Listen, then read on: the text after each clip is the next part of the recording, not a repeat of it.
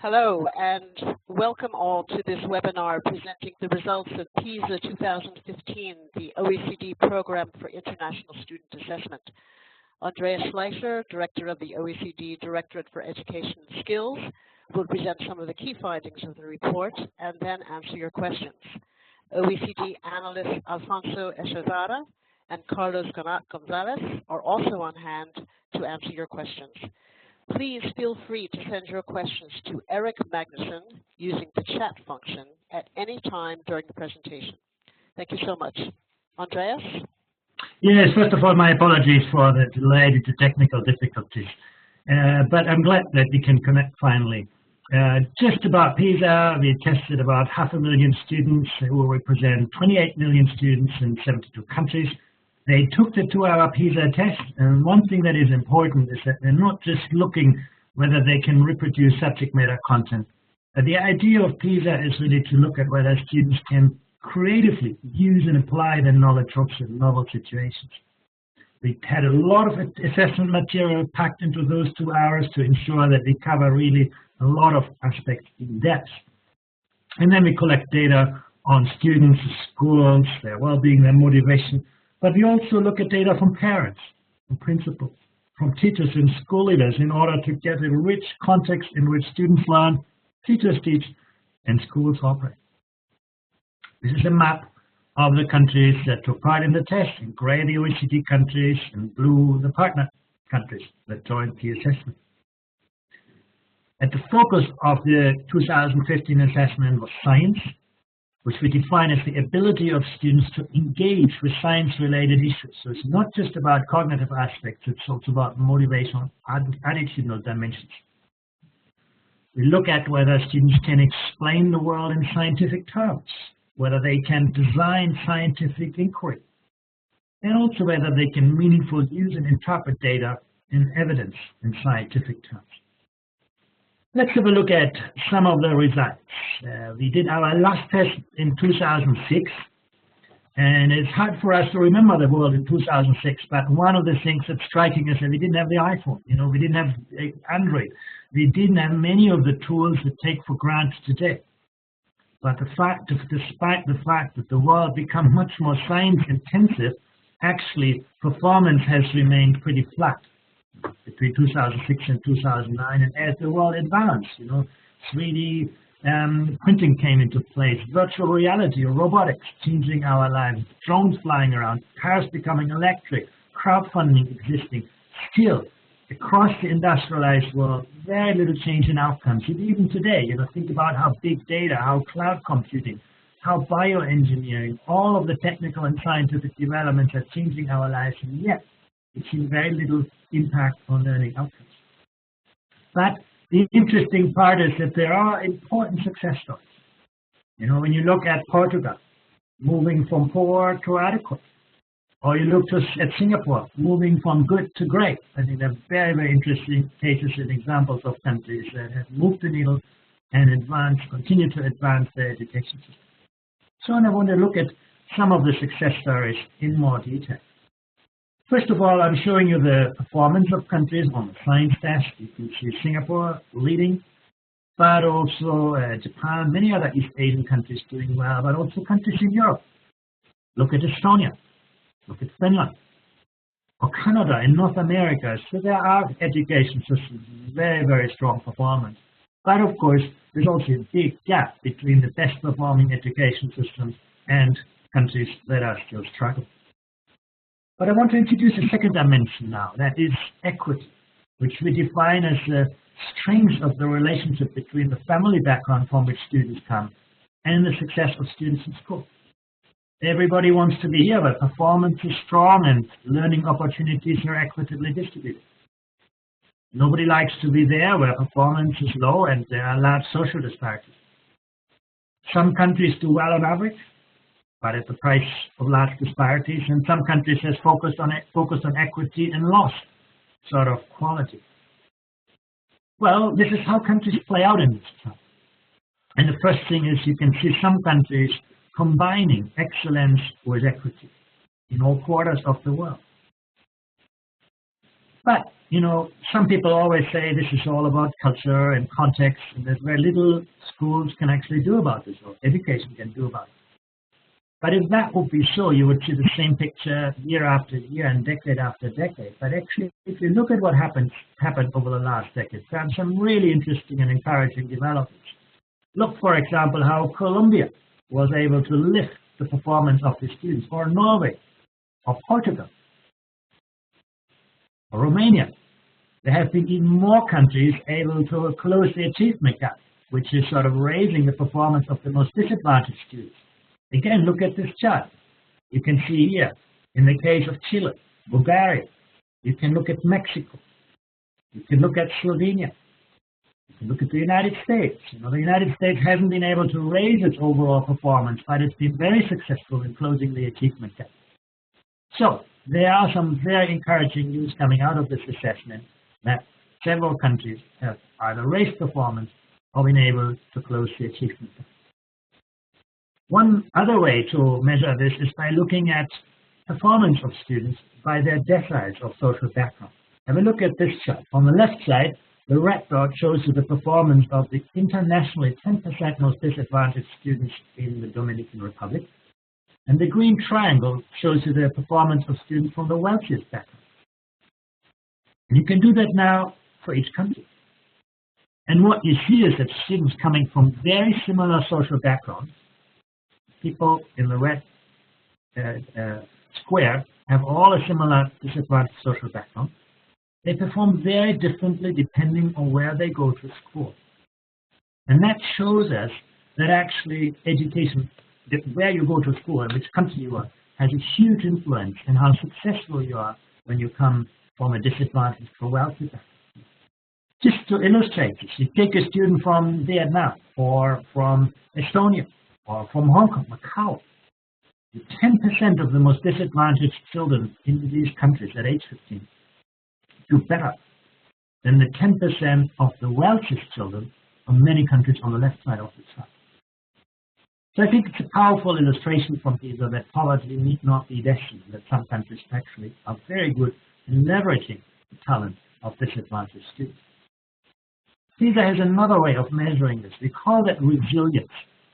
Here you see the percentage of students who come from the bottom quarter of the social distribution who end up among the top 25% performing students. So these are the students who have been able to overcome social disadvantage. You look at Vietnam, more than 2 in 3 of the students, or Macau, or Hong Kong, Singapore, Japan, Estonia, very successful in leveraging the talent of disadvantaged students in terms of giving the students a great future in education. But there are other countries where you're talking about less than 1 in 10 students, making it from the bottom. There you can say basically poverty is destined. But resilience clearly varies a lot across countries. What do we know about the top end of the performance distribution? I've talked about disadvantage, low performance, but actually we've also looked at the share of top performing students. You can see the United States, contributing about 300,000 15-year-old students with very, very good levels of performance. Why?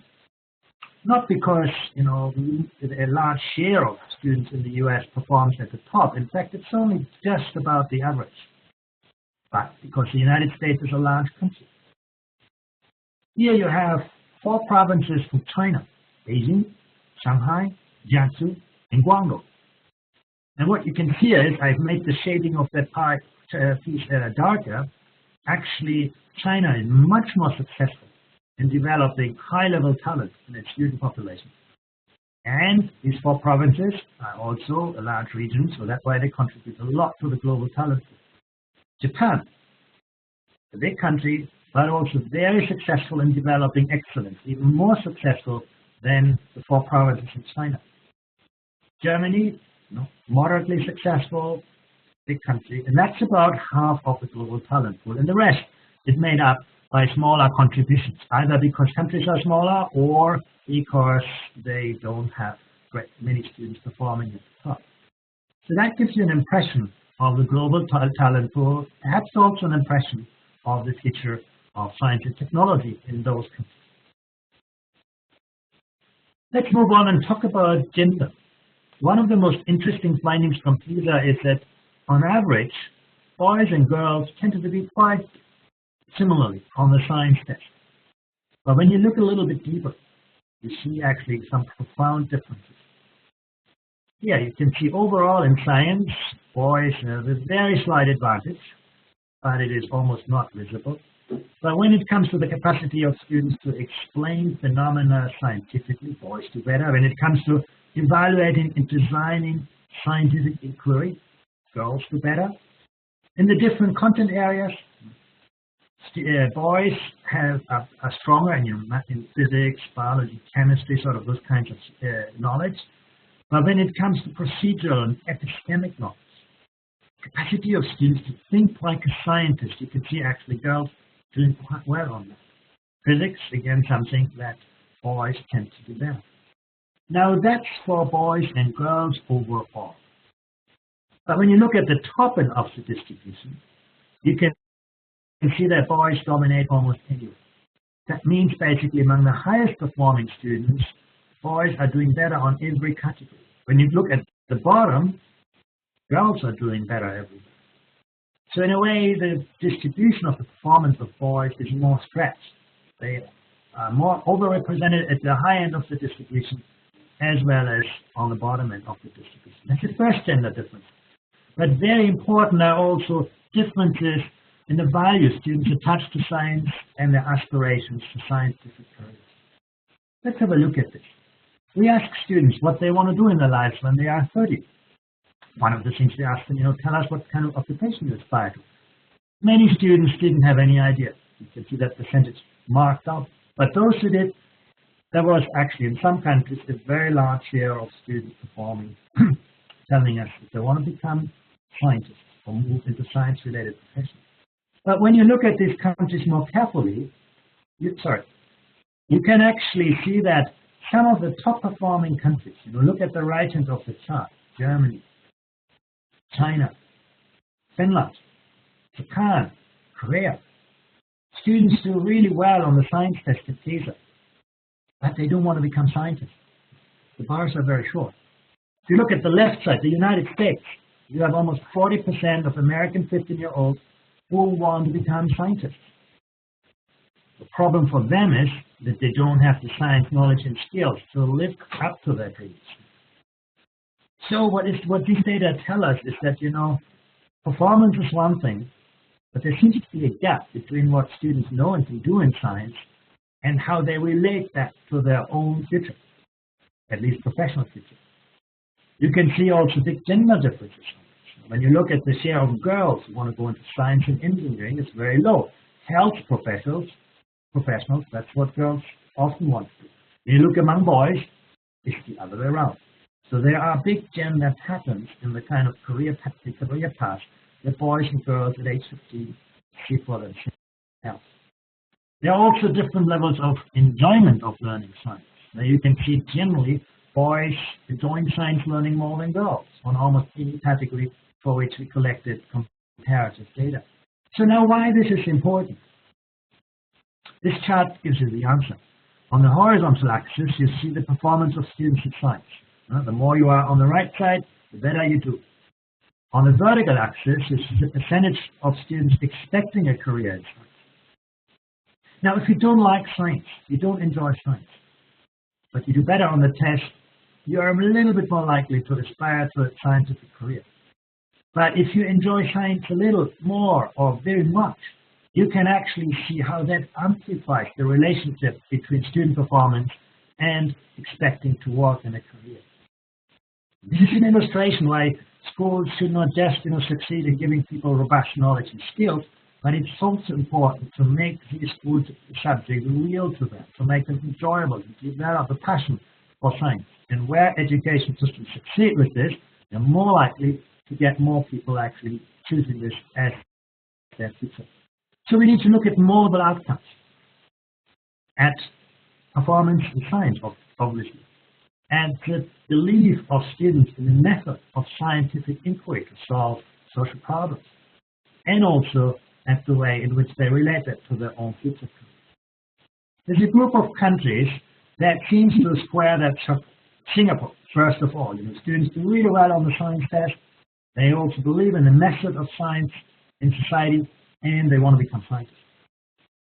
At a little bit lower level of performance, same thing for Canada, for Slovenia, Australia, United Kingdom, Ireland, and Portugal.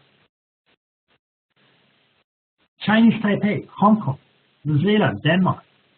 Students do well on the science test, and they believe in the method of science, but they still do not see that as their own career. And then there's a whole list of countries that does well on the science test, but where students do not show the level of trust and confidence in the methods of science or in seeing this as their own career prospects. And of course, there are countries in the remaining quadrants. You can see, for example, the United States, I mentioned already, Spain, Israel, the United Arab Emirates. Here students want to become scientists, they believe in the methods of science, but they lack the knowledge and skills to actually make that a reality. And you have countries in the blue area, those countries see the importance, those students see the importance, they want to become scientists, but they lack both an understanding of the relevance of the science methods and the knowledge and skills. So squaring that circle, like getting students to do well on all three aspects, making science not only cognitive but also social and emotionally a success is very important. And we have a group of countries doing quite well on that. So the question, of course, always is, how can you get there? I want to map some of the factors by their importance for results and keep in mind the political and economic costs. Everybody wants to do things that are easy to do and very important. Nobody wants to do things that are not so important and actually very costly. Some things are very important, very hard to do. And there are some low-hanging fruits that may not be as important but easy to do. And when you look at all of this, there's several factors that I actually want to highlight very briefly. The first thing that strikes you when you look at results across the world is the highest performing countries share a commitment to universal achievement. Every student is expected to succeed. That success is the result of hard work and effort, not talent. We measure this by a construct that we call self-efficacy of students. And you can see in many of those countries, those kinds of constructs show very positive results. We also see that those countries typically have a quite comprehensive view on education. There is, there are strong standards for everyone, and there's personalization as the approach to address diversity, as opposed to stratification in the system. This chart shows you that quite nicely.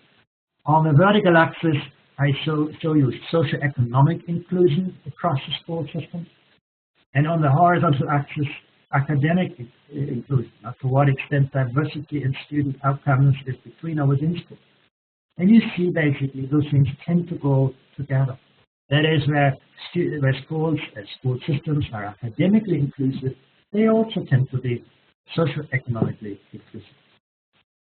Second factor, investing resources where they yield most, spending money on the kind of things that actually make most of the difference. The first thing that PISA results have shown is that money makes a difference, but only up to a point. When you go to the left side of the chart, you talk about Georgia, Colombia, Thailand, Costa Rica, Chile, Lithuania, and so on. They can really see Brazil, where spending more per student would predict, a big rise in performance. But when you get beyond that point, and it's already starting around $50,000 per student between the age of 6 to 15, you can see actually the line becomes pretty flat. And that's an important lesson. As countries become wealthier, spend more on education, they need to think much harder in how they invest their resources as opposed to just put more money into the system. You can see that also on the next chart. On the horizontal axis, you see equity in resource allocation. This is not how much countries spend, but how good they are in providing the resources where they can make most of the difference. It's about attracting the most talented teachers to the most challenging schools, making sure that the needs and resources are aligned. And you can see by the overall slope of that line that actually more equitable investment isn't only yielding more equitable outcomes, but also overall better outcomes. Unfortunately, you can see that there are only very few countries where we can actually confidently say that principals in the more advanced schools can actually do better. So let's have a look at this in a little bit more detail. The differences, the performance differences between schools. You can see here the blue bar showing you the performance variation that lies between schools. On the right hand of the chart, look at Finland. Remember, that was one of the most successful education systems. There's very little performance variation that lies between schools. Every school succeeds. If you go to the left side of the chart, you can see there is huge variation in the performance of schools. So education systems differ to the extent to which they have made success systemic and provide coherent success. And of course, there's a lot of variability in some countries within schools. If you look at England, for example, there's a lot of emphasis these days on, making school choice work. They're focusing on underperforming schools. But you can see here that the vast bulk of performance variation doesn't lie between schools. It's actually lying within schools. There are a lot of students falling through the cracks in different classes in different parts of the school. Both aspects deserve attention. But some countries show us that it's actually possible to make sure that every school succeeds. Now, when it comes to the difference, performance differences among schools, one of the most disappointing findings from PISA is that often, we tend to reinforce disadvantage. You can see here where students are more in schools greater disadvantage. They also tend to face greater shortage of educational material. And in many cases, also greater shortage of educational staff. So these children come from disadvantaged backgrounds, and then they are sent to schools where they also get fewer or less qualified teachers, or get fewer or less good educational resources. There are only very few countries on the right side of the chart where you can see basically an effort of education to moderate those inequalities. So often education systems reinforcing social disadvantage rather than moderating. There's a lot of homework most countries have to do to give students in poor neighborhoods better quality schooling. So let's have a look at this in a little bit more detail. I show the example of Brazil here. On the vertical axis, you see the performance. On the horizontal axis, the social background. And basically, every dot that you can see here is one school that we tested. The large dots are the larger schools, the smaller dots are the smaller schools. And when you look at this, you can see actually the more privileged the neighborhood becomes, the better the performance of schools. And I've marked the private schools in blue. You can see nicely here that the wealthy parents have bought themselves out of the system, sending their children to private schools, and they do better. So that's the picture for Brazil. Many people in Brazil say, well, that's what we always knew. It's all about disadvantage. But then you contrast Brazil, actually, with Vietnam. Look at this. Disadvantage is as prevalent, if not more, in the case of Vietnam. The schools are all on the left side. They're all in poor neighborhoods. But their performance is significantly better than what we can see in the case of Brazil. Go back to Brazil, you can see performance there. Go back to Vietnam, performance of similar schools at a much higher level. That's the power of international comparisons. It really tells us that even in disadvantaged circumstances, a lot of improvement is really possible.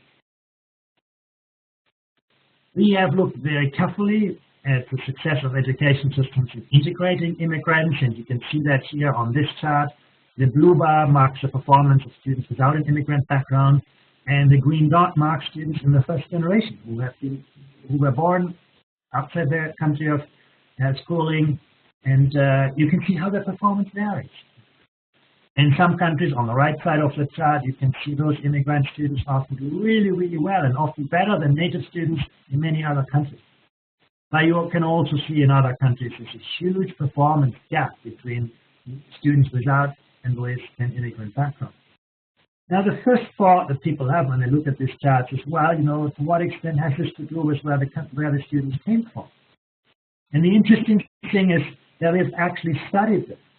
And we can see, for example, here first generation students performing in the Netherlands from Turkey, so it's the same country of origin, performing in the Netherlands, Switzerland, Germany, and you can see how different their performance is depending on where they ended up in the school system. But interestingly, in the second generation, these are the children of immigrants, in some countries there's been a huge leap in performance. Look at Switzerland, look at Germany, catching up with the Netherlands.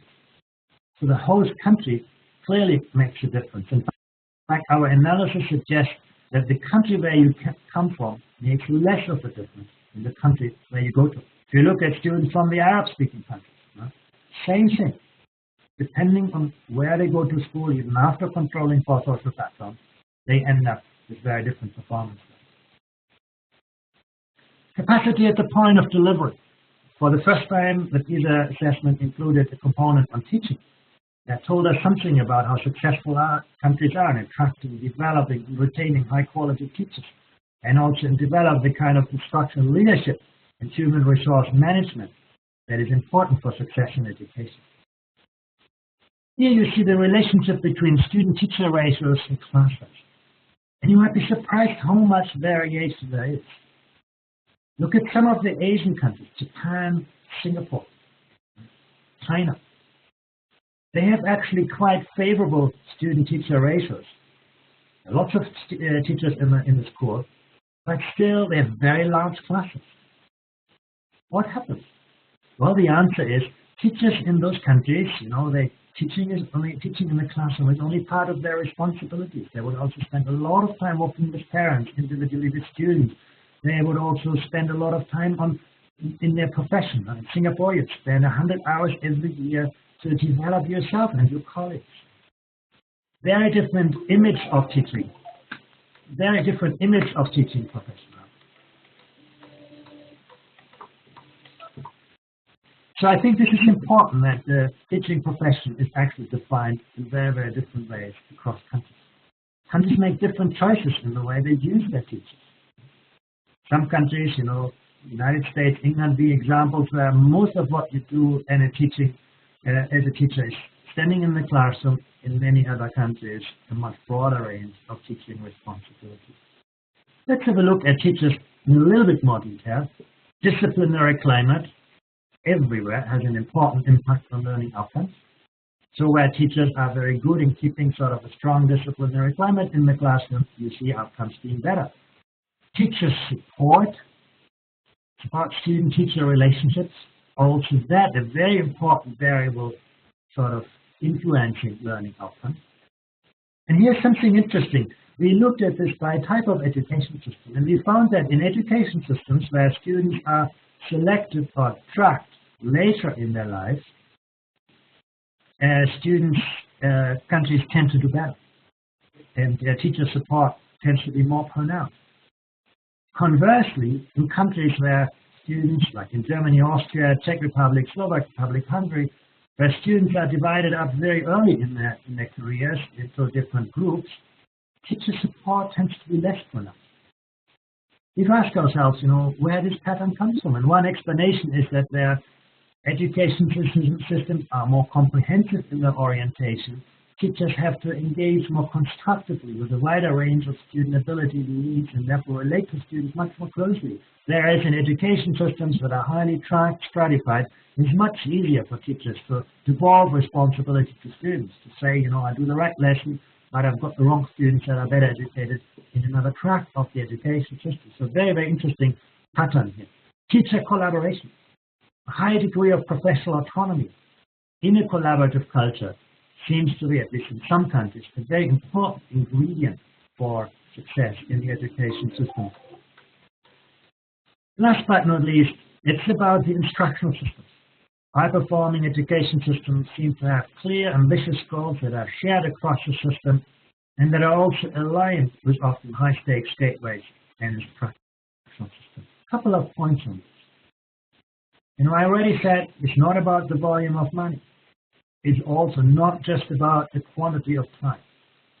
In fact, there's something very interesting going on. Within each country, you add one more hour in science instruction, you get quite a bit better learning outcomes. Within each country, more time buys you better results. But when you look at this across countries, something very strange appears. In fact, there is almost a negative relationship between the volume of instruction time and learning outcomes. Look at Finland, achieving great results overall, and at the same time only having a limited number of hours of students in the classroom. So what's this puzzle? On the one hand, you can say within a country, more time gets better results, but across countries, time doesn't seem to matter. Well, the answer to that puzzle is that learning outcomes are always the product of the quantity of learning and the quality of teaching. And countries seem to vary even more in terms of the quality of teaching than in the quantity of learning outcomes.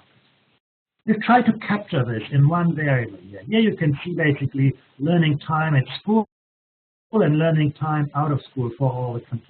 You can see it varies quite a lot, and then you can relate that learning time, the time investment of students, to the results achieved. On the left side, you can see countries like Finland, Germany, Switzerland, Japan. They invest a modest amount of time and achieve very good results.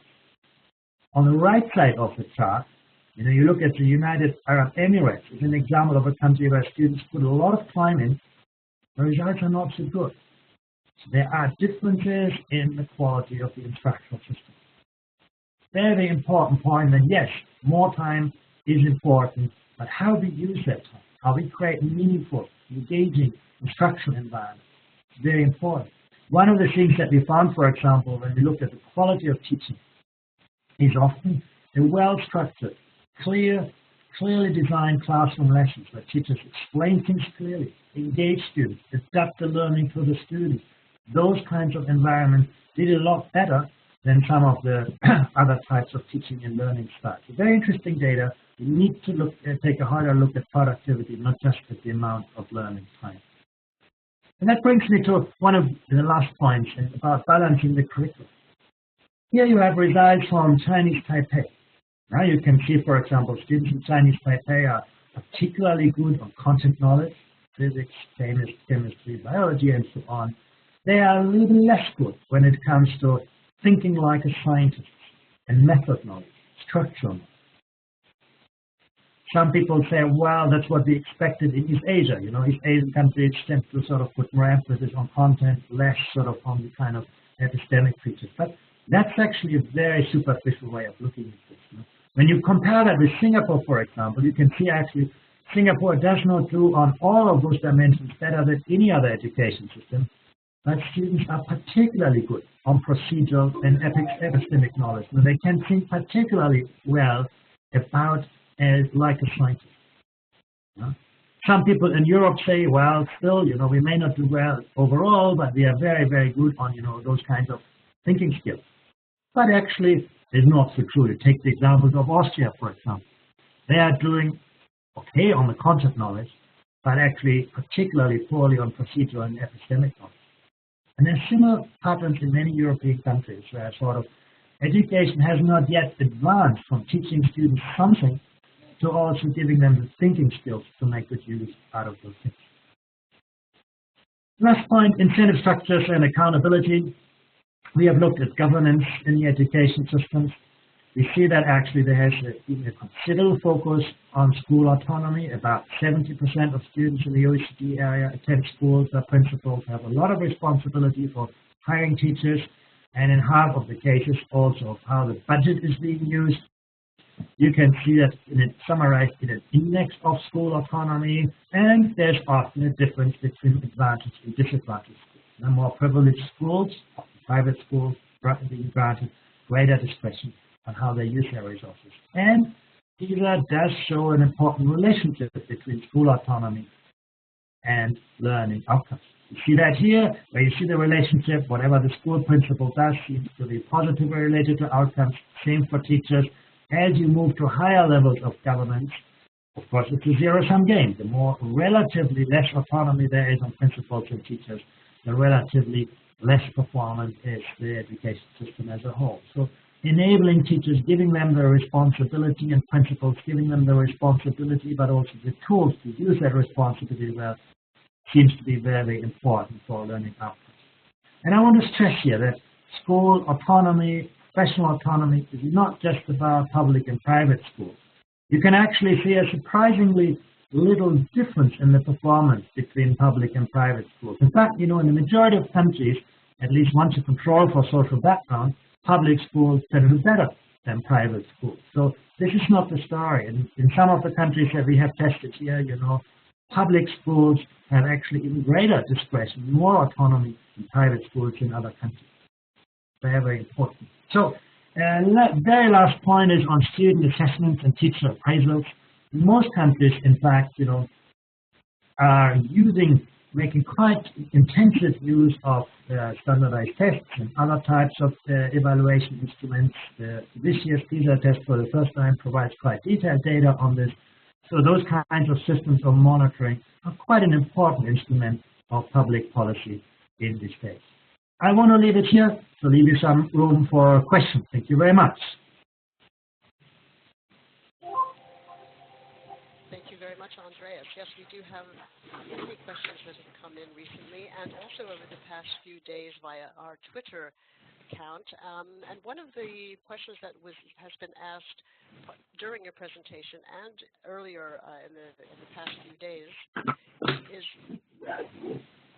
is the question about whether the delivery on computer, which was this was the first time that PISA test was delivered on computer, made any difference in terms of students' performance. Could you speak to that? Yeah, we looked at this actually quite carefully. We tested the whole of the PISA test, both in computer format and in paper in 2014, 1 year before, to actually look at exactly that question. And we designed the test such that it wouldn't make a difference overall. And so overall, basically, on common tasks, students had a similar performance. But where there could be performance patterns are, when you look at different social groups and issues around this, we couldn't find clear-cut evidence on that. I mean, in most countries around the world, 15-year-olds seem to be quite comfortable to using a digital environment for responding to a test. For many of them, the digital environment is a much more common environment to read and than the kind of traditional paper and pencil format. We also found that students are often more engaged, more motivated to take a test in digital format. So we have no evidence that suggests that this is leading to any results. But even if it had, the world has changed. The digital environment is now the way in which students work. So it's important to reflect that also in a more modern assessment infrastructure. Thank you. Another question. To what extent do you think that the PISA results indicate the need for change in actually the structure of education systems versus the need for change in the way teachers are prepared for their jobs? But I think both things do matter. Whom we attract into teaching and how we educate them obviously has a profound impact on the work. But at the very same time, the work organization in schools also shapes the way in which teachers collaborate, teachers work, teachers invest in their continued professional development, the way in which careers are structured, the way in which we use teaching resources, the way in which we define the role of teachers, looking at classroom responsibilities, or other types of issues. There's huge differences across countries, and they seem to actually relate to outcomes in an important way. So yes, it is important what we do with people before they enter the school, but it's perhaps even more important how we structure and organize the learning environment to make the most productive use out of student learning time.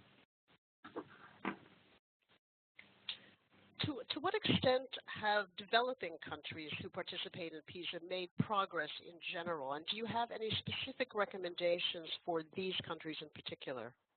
Well, some great examples. If you look at Peru, if you look at Colombia, these are Brazil, these are among the countries where we've seen actually the steepest progress. And I think what these data show you overall is that the world is no longer divided between rich and well-educated nations and poor and badly educated ones. We've actually seen improvement across the board. In fact, there have been more countries in the developing world catching up than in the industrialized world making progress. Do you results that the lack of global progress overall in education that PISA seems to indicate, is this hiding some kind of a growing gap among countries? Sorry, can you repeat that question? Sorry. The lack of progress in education over the past 9 years from the last PISA science assessment, does that lack of progress hide a growing gap between countries? Not necessarily. I think what we did see is that some countries at the very top, Singapore is the most prominent example, keep rising ahead. Some countries at the bottom keep catching up, but it's the countries in the middle group that have become somewhat complacent. Now, the world around them has changed very significantly, and there has been a lack of progress in sort of moving forward. A question about a specific country, well, actually 2 questions about 2 specific countries. First is about Finland. What happened to Finland, people are asking. Why did it suddenly fall in terms of its performance? And then another question, Peru is one of the countries that show a small percentage of resilient students. What should the governments do to encourage disadvantaged students to achieve better results, to help them achieve better results? Well, it's true that Finland is seen a slight decline, but it's still, as you could see in science, one of the top 5 performers. So I think there's a lot we can still learn from the case of Finland. In the case of Peru, the low level of resilience, the vast social and economic disparities in schooling outcomes are obviously a concern. I think what is important in Peru is to put schools on a level playing field. Peru is an example where private schools often have an unfair performance advantage, and I think it is important for governments to ensure that if there is competition in the system, that it is fair and that schools have similar resources irrespective of the student intake. And I think there's a lot of work to do in Peru to make sure that, particularly in rural areas and disadvantaged areas, there's better investment in the quality of schooling. And again, this is an area where Peru could learn a lot from a country like Vietnam or even China. Another question that one of the participants asked, the difference within schools and the difference in performance within schools is we show large differences in performance within schools. Are there any education systems that are tackling this problem well enough that other countries can learn from them? I think it's a very good point. We are often overlooking that performance variation. We look at high and low performing schools, we classify high and low performing schools, but we spend too little effort actually to look at performance variability within schools. This is no longer about, in many countries, about poor schools, poor students in poor neighborhoods, but it's about a lot of students in a lot of neighborhoods, and often, it's about the diagnostic capacity of teachers. To what extent can they identify underperformance in a school early and intervene? Finland provides 30% of instruction time outside the classroom lessons, so schools have ample opportunity to create an environment in which students can catch up, but also in which particular talents are being fostered. So I think there's a lot that education systems can do better to address that part of the performance variation that policymakers often overlook. They are quite obsessed with the rankings of schools and school performance, school choice, but there's too little focus on a huge variability in quality that we see within schools and between classes. Thank you. I have a question from two different parts of the world, from Belarus and from Ecuador, both of whom are going to be taking part in PISA for the first time in 2018. I'm sorry, Ecuador is going to be taking part in PISA for Development. Both of them were asking if there's any way they can prepare for this, teachers can prepare for it, and the participant from Belarus was asking OECD particularly, what are the main criteria for developing tests for PISA? What are the main criteria that PISA tests, in fact?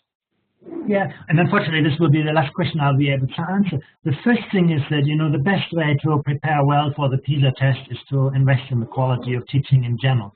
because PISA doesn't test very specific aspects of knowledge that you would train students for. So that's very important. You know, the best preparation for the PISA test is basically a good instructional system, is excellence in teaching. And what makes the PISA tasks special is that they really tap into student thinking skills. Now, this is not just about, you know, looking at the reproduction of subject matter content, but to do well on the PISA test, students had to demonstrate that they can think like a scientist, that they can think like a mathematician, and so on. And that's how these tests are basically designed. Okay. Okay, thank you very much, Andreas. We still have Alfonso Echevarra and Carlos Gonzalez here with us to answer questions. And I do have a few more questions for you. Just 1 minute, please.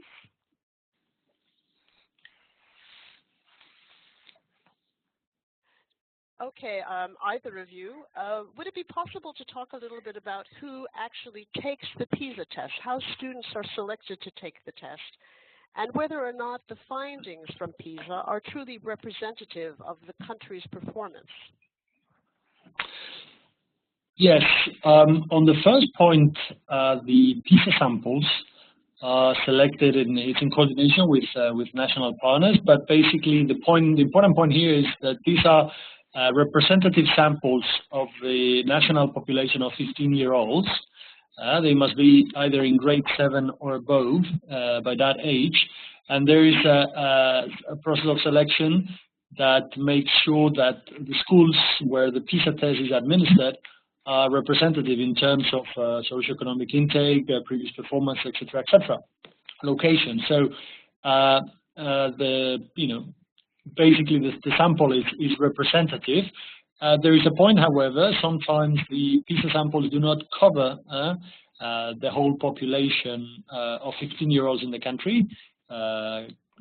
Cases like Vietnam or China and other countries have a limited percentage of the national population covered, and in these cases, basically, what we cannot extrapolate to the whole population. But for those who have been tested, yes, the test is reliable and it's a representative sample of the national population.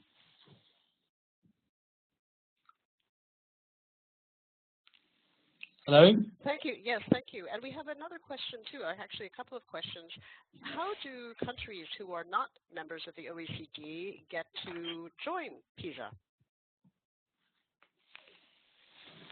So countries that are not members have to apply to the OECD Secretariat to join PISA, and then that is decided by the PISA Governing Board, which is basically the member countries, I mean not of the OECD, but those who participate in PISA, and they are the ones who have to decide who is joining or who is not PISA. I mean, in general, of course, every country who applies for PISA, is given the opportunity to join. Then, of course, it's a matter of logistics and how prepared they are for joining PISA. It's a very demanding assessment for those countries who we believe, or they believe that they are not still prepared. They could join PISA for development, as many countries have done already. Thank you. And a questioner, a participant also asked us whether there's any kind of analysis on the differences in performance between students in rural areas and students in urban areas. So we haven't analyzed in depth the rural-urban comparison. There is some comparison about rural and urban schools in terms of resources, in terms of how they select students, ability grouping, governance, school autonomy. So there are many things that we analyze between rural and urban schools, but many things are on purpose not analyzed because we might do a thematic report on rural and urban schools in the near future. So that would be analyzed in depth in a thematic report. Of course, not every country is concerned. Some countries don't have rural areas. So this is potentially a thematic report that would be of interest to most countries, but not to all, of course.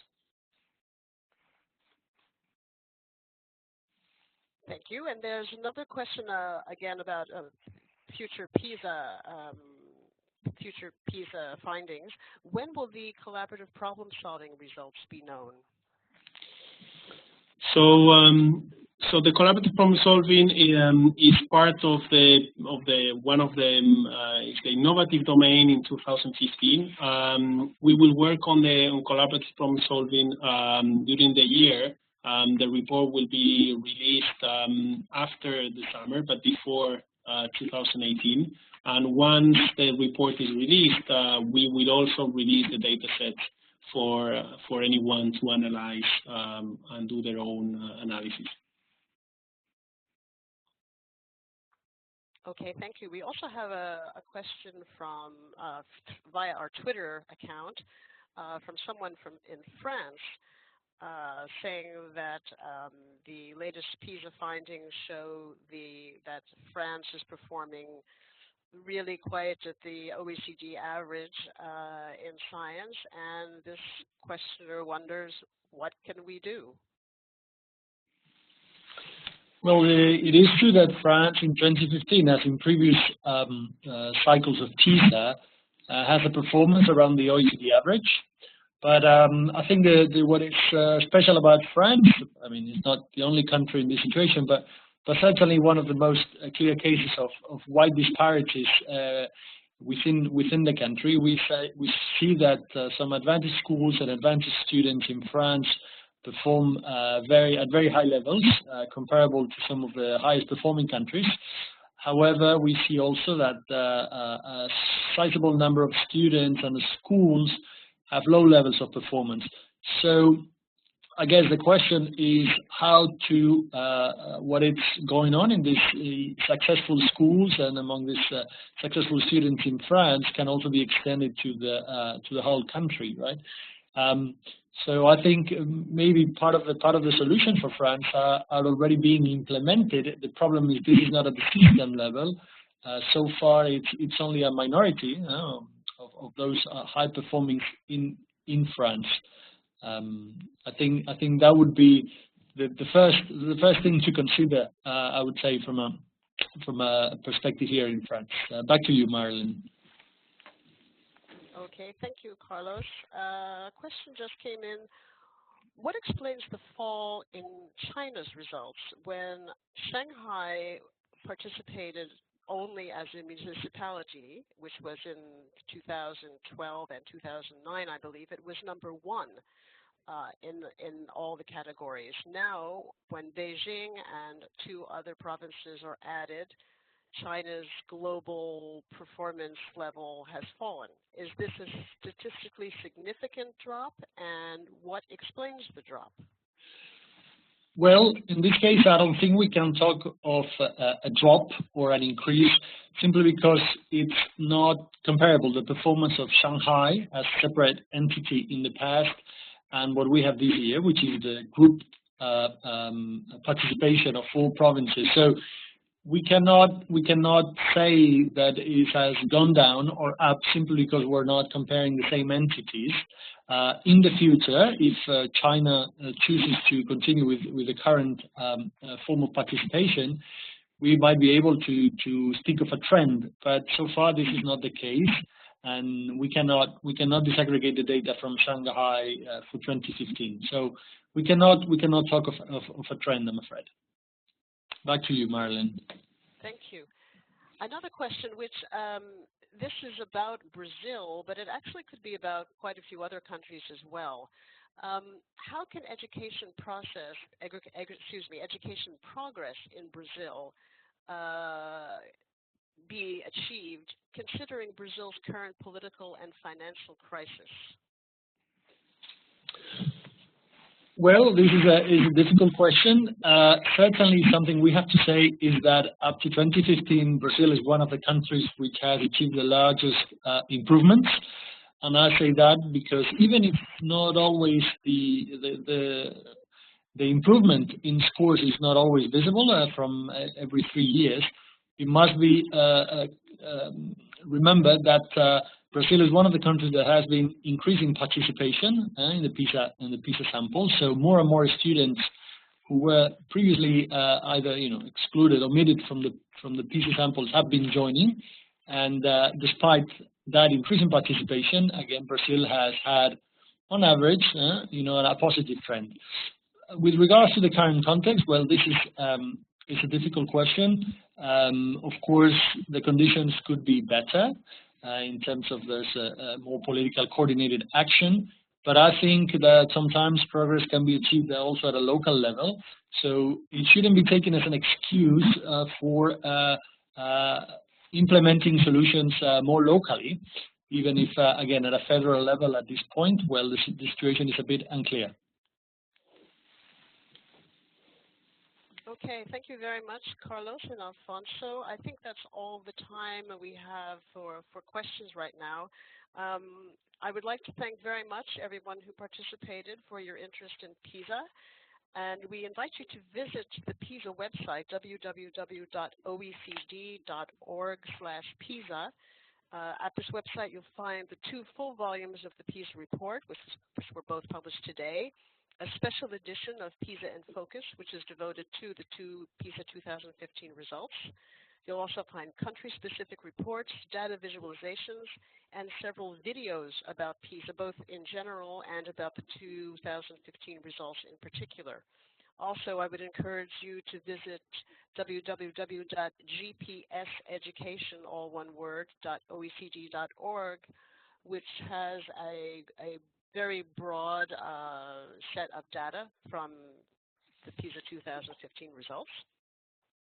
And as you probably know, this webinar has been recorded and will be available in a couple of days on our website, www.oecd.org/edu. Once again, thank you very much for participating, and we look forward to hearing from you in our next webinar. Thank you.